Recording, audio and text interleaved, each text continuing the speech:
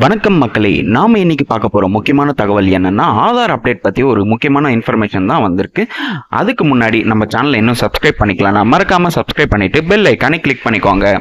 Aadhaar card update பண்ண சொல்லி September 14 வரைக்கும் கால அவகாசம் கொடுத்திருந்த நிலையில இப்போ ஆதார் வந்துட்டு பாத்தீங்கன்னா டிசம்பர் 14 வரைக்கும் கால அவகாசம் நீட்டிப்பு கொடுத்துருக்காங்க. ஸோ உங்களோட ஆதார் கார்டு டீட்டெயில்ஸ் வந்து அப்டேட் பண்ண டிசம்பர் 14 வரைக்கும் டேட் எக்ஸ்டெண்ட் ஆயிருக்குன்னு சொல்லியிருக்காங்க. ஸோ உங்களோட ஆதாரை வந்து புதுப்பிக்க உங்களுக்கு தேவையான டாக்குமெண்ட்ஸ் எல்லாம் பார்த்தீங்கன்னா உங்கள் நியரஸ்ட்டாக இருக்கிற ஆதார் சென்டரில் போயிட்டு டிசம்பர் 14க்குள்ளே உங்களோட ஆதார் கார்டை வந்து அப்டேட் பண்ணிவிடுங்க.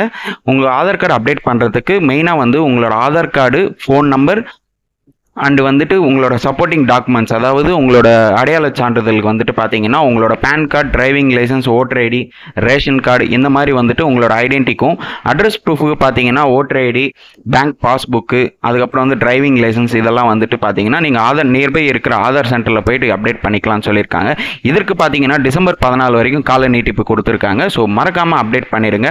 இந்த வீடியோ உங்களுக்கு யூஸ்ஃபுல்லாக இருக்கும்னு நான் நம்புகிறேன். இந்த வீடியோவை நிறைய பேருக்கு ஷேர் பண்ணுங்கள். மறக்காமல் நம்ம சேனலை சப்ஸ்கிரைப் பண்ணிக்கோங்க, பெல் ஐக்கானை கிளிக் பண்ணிக்கோங்க. தேங்க்யூ.